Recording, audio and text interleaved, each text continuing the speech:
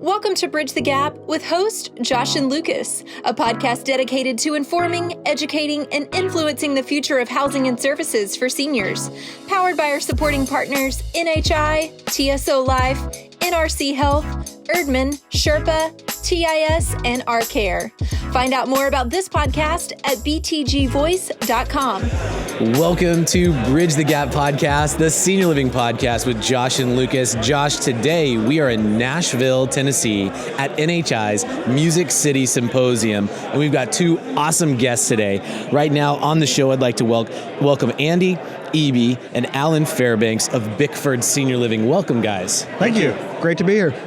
So there's a lot going on. Everybody that's listening right now can hear there's a lot of background noise. This is a very exciting event.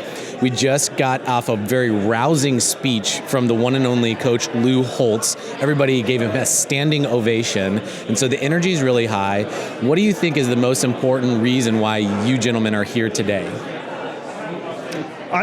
For us, I think it's because we've had a great relationship with NHI for going back 10 plus years. So great bunch of guys. So it's a good way to continue to cement that relationship with them and also connect with other operators. I mean, I think this is about just connection and being in community with other operators and sharing best practices. And at the end of the day, we all want to get better at what we're doing, and it's what better opportunity to talk to some of the best operators and best folks out there. Absolutely, and you were on a panel's discussion earlier today. Josh and I have talked about this many times. I'm constantly fascinated as a partner to the industry. The collaboration that takes place between quote-unquote competitors is it's unprecedented in any other industry.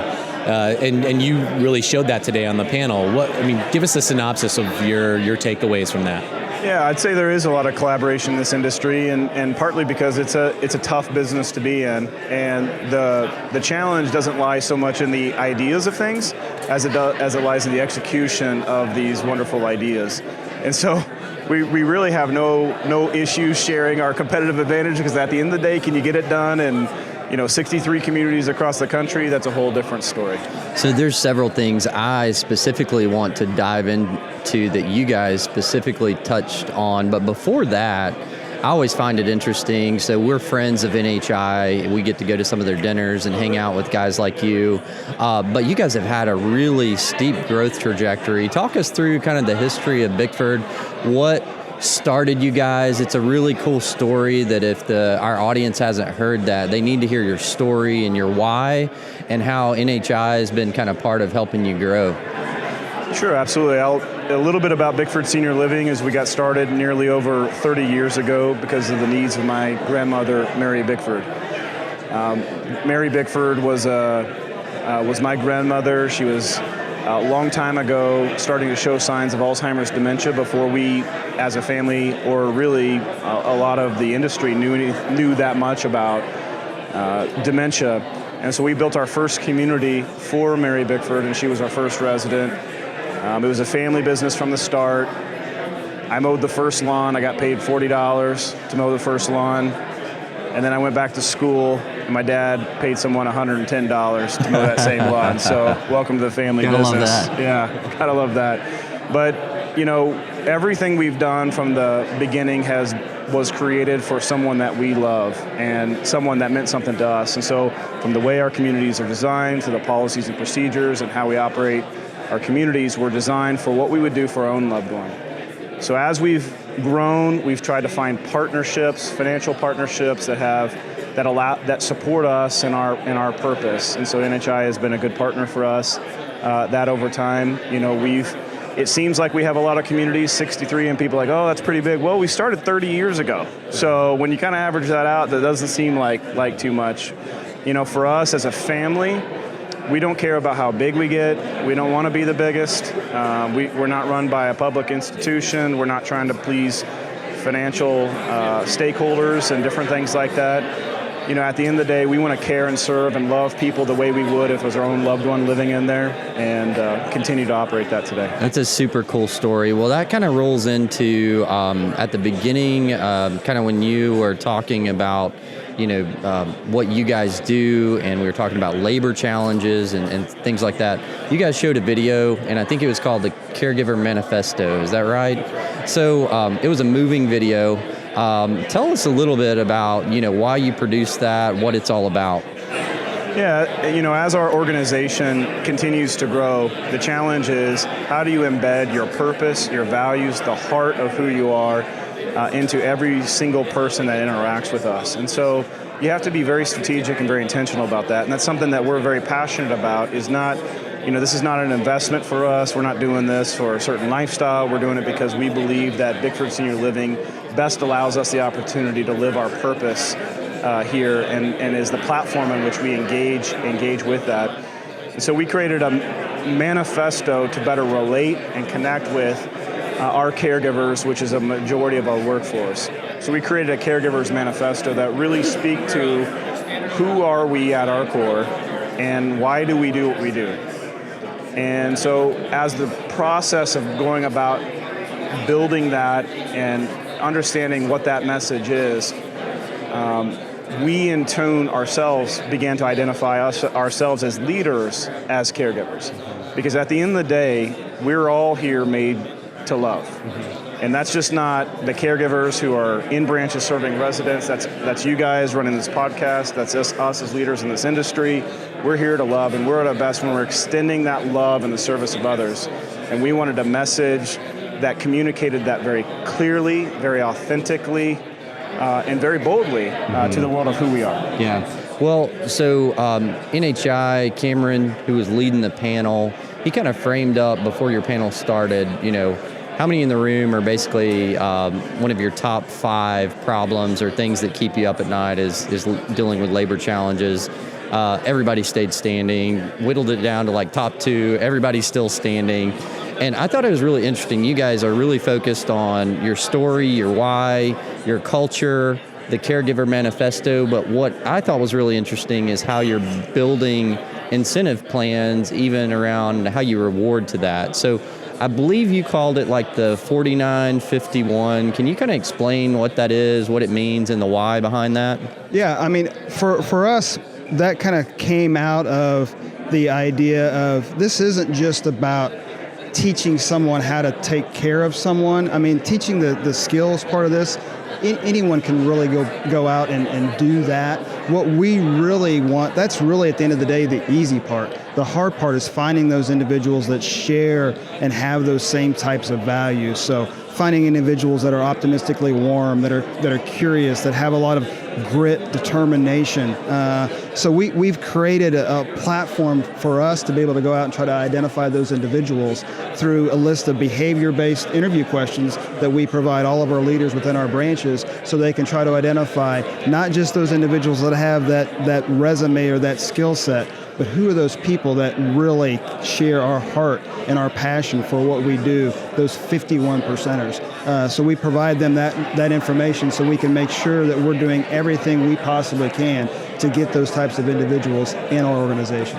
That's so cool. And you guys actually build your, I guess you would call it your employee evaluations and your raises around that. Is that correct? Absolutely. They're built into not just the skill side, they're built into the value side, and it's all very purposeful and intentional. And those conversations are taking place, multiple times throughout the year, not just at that annual performance evaluation. They're taking place 2 to 3 times throughout the year as well, to make sure that they know and have an opportunity to grow and become better, not just caregivers, better people at the end of the day. I would add to that not only do we put core values and put them up on a wall and put them up on our website, at the end of the day, our annual raises are determined based upon that balanced approach of the performance that you have in your job. But what we feel is just a little bit more important than that is the way in which you do your job through exhibiting our values. And so 51% of our annual raises, so when you think about an organization that has nearly 3,000 employees, and the annual increase that goes with that. 51% of that annual increase is based upon our values. That's a big number that we every year put down on. This is how important our values are. But essentially, we always say we're putting our money where our mouth is with that. Yeah, so that's huge. And so talk to us a little bit about, we talked about two different things. So I want to tie in what you're doing and kind of, I don't know how far back it was that you really started these specific initiatives, but have you guys seen in your data and as far as your employee turnover, your resident satisfactions, have you seen some improvement in your bottom line or results that you can tie back to this, or is it still too early to tell? You know, I'd say there's so much that goes into in turnover. It is not a simple formula in this business. Ultimately, people join companies, leave managers. We very much believe in that. And so, our approach to retention, recruitment, annual conversations is all part of a larger picture of a relationship between a manager and the individual who works there. And so we aggressively pursue multiple strategies, probably the largest being of leadership development of our leaders and of our managers.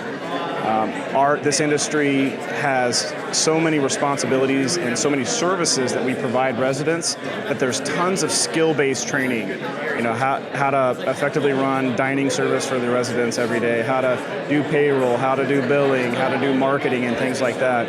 But what gets lacked, we believe, in this industry is the opportunity to grow leaders, grow better human beings that are better able to relate, build genuine, authentic relationships that ultimately lead to care and services provided for our residents. So there was some talk also, and I'm not sure if it was you that brought it up, and I'll probably butcher the way that you guys said it, but we were talking about how difficult and how aggressive you have to be with creating an experience for the potential recruit, that potential employee, the environment that they're coming into. Just the same kind of emphasis as we put on the tour for the resident or the family member.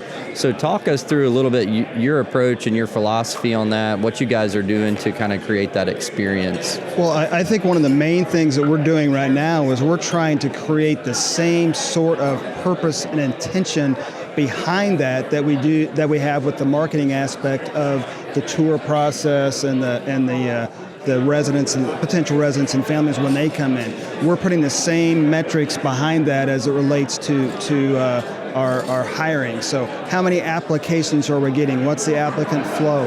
How many interviews have we done? How many offers have we made? You know, how many acceptance do we have? What's the training component look like for all these individuals? So it really is about just making sure that you have a purpose and intention behind everything that you do to make sure that you're following through on those expectations. As Andy indicated, it's really about execution at the end of the day and making sure you're executing on those systems that you have in place. So what we're in the process of putting in place is those sorts of metrics and those sorts of expectations when we have applicant flow start to happen within our system. So making sure you're welcoming the potential applicant, you're warm, you're giving them an opportunity and a place to do the application, and having the tour process set up for them as well, the shadowing aspect, the offer letter, just making sure that everything is intentional about the way our approach is going to be with that individual.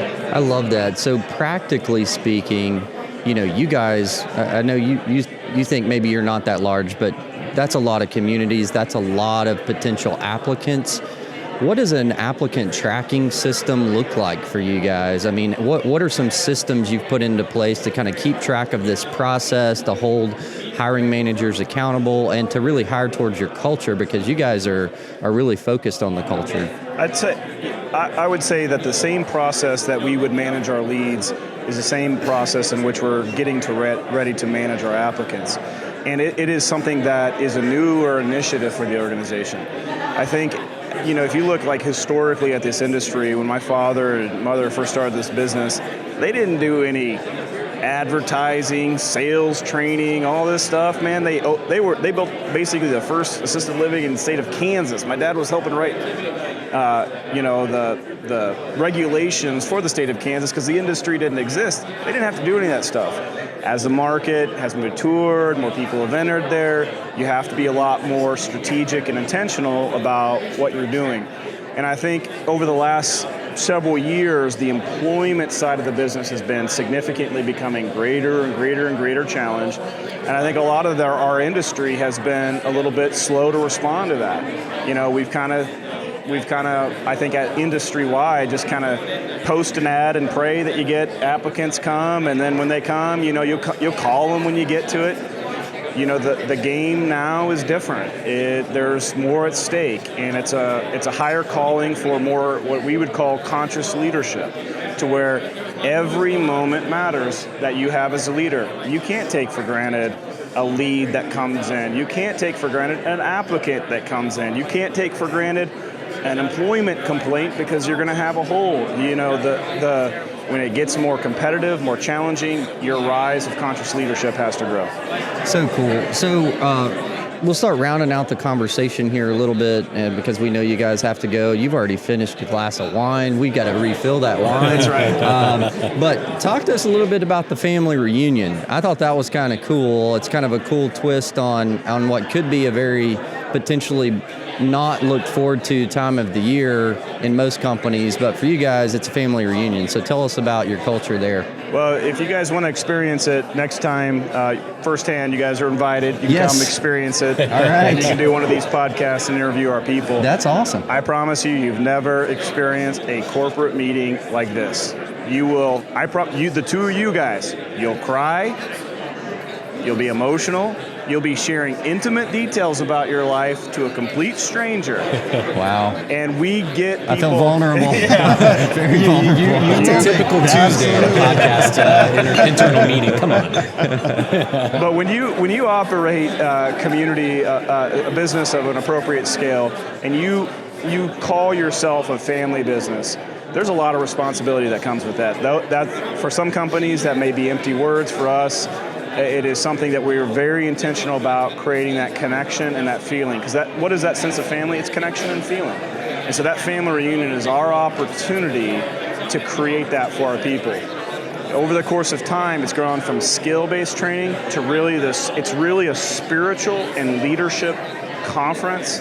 And it's something pretty magical and we're proud about, and is a core element of our culture. That's so cool. So now, location, do you guys do that at central location at the corporate headquarters? Do you do it at a retreat center? What do you do? Well, if we hit a certain occupancy, we're going to do it at Disney World. Oh, watch out. I'm headed there tomorrow. Oh, wow. So, but we haven't hit that occupancy, so we do it in Kansas City. And this is the marketing guy talking, so what are we waiting on? Let's go. 95%. We're waiting for that day. Yeah, no, we do it in Kansas City, so that gives our opportunity for our people at branch support, which we call our corporate office. They have the ability to engage, and they are just as an active participant in these interactions of vulnerability, of leadership development, and it gives them a real good connection and relationship with our field, so that we remember at Kansas City, our branch support, that we're here to serve the branches. They are not here to serve us. For me, one of the coolest things that comes out of the family reunion is you have, as Andy indicated, these people, many times they're complete strangers. You know, they work for us, but some of them have been recently hired, maybe they're branch support, and they walk away and they keep that connection going after the family reunion. We have individuals that we call our corporate office branch support. We have individuals at branch support that continue to stay in regular non-business conversations with directors, with nurses in our locations, because of the vulnerability that takes place in the community that takes place within that family reunion. And that community continues to grow and it continues to expand even after the family reunion ends. This is fascinating. Lucas, I love this. You know, it is a beautiful experience to be able to be in a room full of what a lot of people would consider competitors, right? Yeah. And you guys were up there with a host of other people that have huge growing organizations, and you're just sharing the nitty gritty of what you do and your secret recipe and your secret sauce that makes Bickford tick. And so we so appreciate your honesty, your transparency. That's the kind of stuff that when we started Bridge the Gap, we wanted to be able to have a platform that just communicates that, because it adds value to the whole industry and raises everyone's boat. So we appreciate you being on our show today and taking time away from this really exciting event we're at today. Yes, the energy is still high. And Andy and Alan, you guys are awesome. Andy, you're a big dude, man. And I've heard Yeah. Whoa, watch out. Yeah, so I was excited about Coach Holtz being here today, giving his pep talk, because he actually, my offensive line coach, played at Green Bay in the St. Louis Rams. He got my Green Bay offensive lineman coach. He taught him how to be an offensive line coach. And so we had a good connection and a great share. But interesting story is I actually chose to, after my third year in the NFL, I actually chose to leave the NFL, not out of the NFL left me, but because I wanted to pursue more meaning in my life. And it was the best decision I ever made. When I made it, a lot of people said I would regret that, but this industry has given me, and our business has given me such a great platform to live what I believe to be my purpose, and I'm very grateful for this. That's so cool, man. Yeah, and I believe you.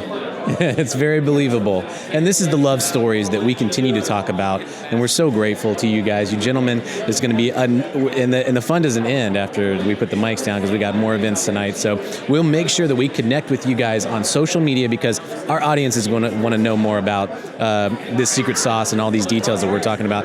We'll connect with Bickford in the show notes, and you can connect with us. Anybody that's on LinkedIn, message us. You can go to btgvoice.com. And thank you for listening to another great episode of Bridge the Gap.